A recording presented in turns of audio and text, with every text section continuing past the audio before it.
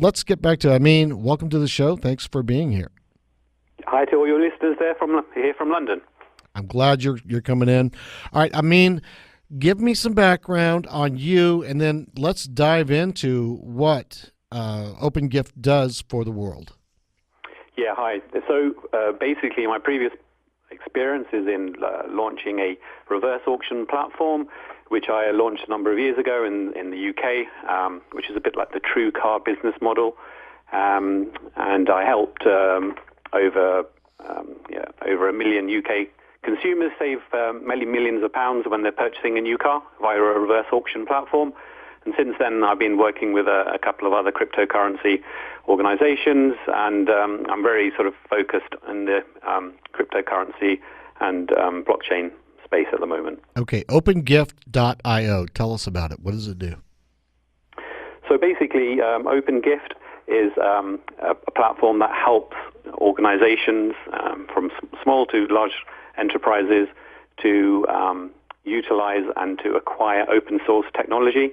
One of the biggest problems with open source technology, there's so much of it out there, but it's actually quite hard to access.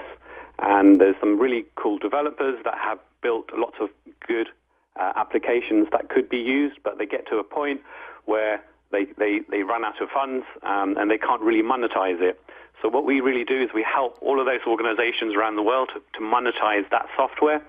And we do that by creating a kind of bounty platform where people can go on and just simply describe the problem they've got, and then very experienced developers will go on and actually steer organizations in the direction of software that exists that they probably weren't even aware of, and help them to make changes and adapt that software to solve their particular problems. So it helps organizations to reduce their costs by about 50%.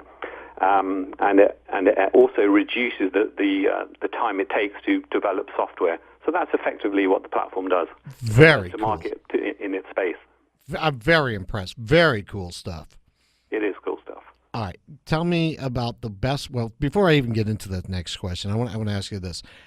In the monetization process, is it strictly in the crypto side, or does it go into equity, friends and family rounding? I mean, where does the money come from once you've overcome some of the issues that they've had with these platform or with these software programs? Excuse me.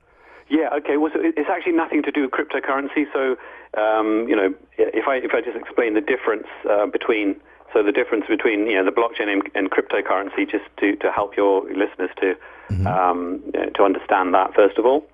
So while cryptocurrencies utilize a blockchain in order to operate, so the blockchain itself is far more versatile, and it's just got so many applications that we're only starting to realize.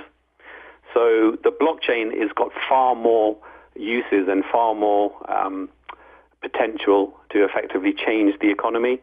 And it's effectively like the next version of the internet. So for me, it's a really exciting time. So it's a bit like the previous time when there was all the hype around the internet around the mid-90s. Mm-hmm. So I'm old enough to remember that. Okay. And basically back then, people were still trying to work out how the internet was going to change businesses, how it was going to change society. And look where we are now. You're stepping forward 20 years, and now the internet is basically clearly integral to society and also enterprises, and businesses can't function without it. And that's all happened within 20 years. So it's actually the blockchain that was going to provide more change and have more impact on society. And cryptocurrencies are effectively just a digital currency, one of about 1,500 other digital currencies that do exist at the moment that utilize the blockchain in order to operate. So hopefully that can help to explain the differences between the two. Okay, got that part. But you said monetizing their inventions, their software platforms. Yeah. So the problem. Yeah. So the way that we were actually at a crossroads in terms of now there's actually more open source software being used in the world than paid for software, which is amazing. Mm-hmm. And that's fantastic, right? It's fantastic for society. It's fantastic for organizations because it means they can reduce their costs and become more efficient. Now, the problem that exists with open source software is as I said before, developers build the software, but actually they have because it's open source, it's free, right? So they have no way to actually monetize it. And the main method that's currently used to monetize that software is by donations. And as you'd probably guess, most people who use the open source software will use it for free, and most of them, I'd guess at 95% or more, don't actually donate anything.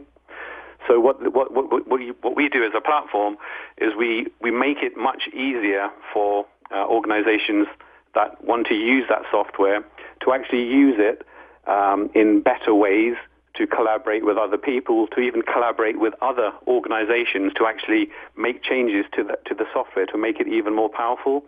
And by doing that, we just simply charge a small fee for providing that service. So it's a win-win for everybody, really. Oh, that's brilliant. All right, let me dial it back a little bit on my end. All right, the best way to take advantage of blockchain is to hire on a gig basis, right? Exactly. Okay, walk me through how you roll that out for the people that come to you for help. Okay, so it's a simple process. So you would go on the site, and you would, as I said, you would either search for a specific type of software that you were after, but effectively you would create a task. So you create a task, which is the project that you want to create, and the problems you're trying to solve, and then you effectively would post that onto our platform, and then experienced developers who were interested in being involved in the project would effectively bid to contribute towards that project. And then you would get a group of individuals and different developers from different locations who could collaborate on the project. So that there aren't any other platforms that you can actually achieve that kind of critical mass with getting the best level of developers within one project who aren't employed by you as an organization. And it's very hard to achieve that. So you post your project, and then you would set a bounty, so an amount of money that you want to contribute towards it. And then each member would contribute an amount towards the project, and you would distribute those funds with the people who are developing the project for you. And by doing it that way, it's all peer-reviewed, if you like, so all the developers would be the most experienced they are in their particular field. So they're bringing you that critical experience. And as I said before, reducing the time for that project to be delivered as well. Wow. So it's a case of, you pay a small fee, the project gets delivered, you meet your goals, and then you get that iteration of the software for you to start using. So it's as simple as that. I mean, we're out of time, but it sounds like you have got your hands on the next unicorns coming through your platform. Please, if you've got some brilliant scientists that you want to put on the show, I want to give you the open offer right now. Sounds good to me. All right, we got to go, but thank you so much for being on the show. We'll talk to you soon. Perfect. Thanks to all your listeners. Goodbye. All right, Amin Saleem. He is the commercial director of OpenGift, opengift.io. We're going to take a brief break, and when we come back, we'll be back on the show with Meredith Elliott Powell, President, Motion First. We'll be right back.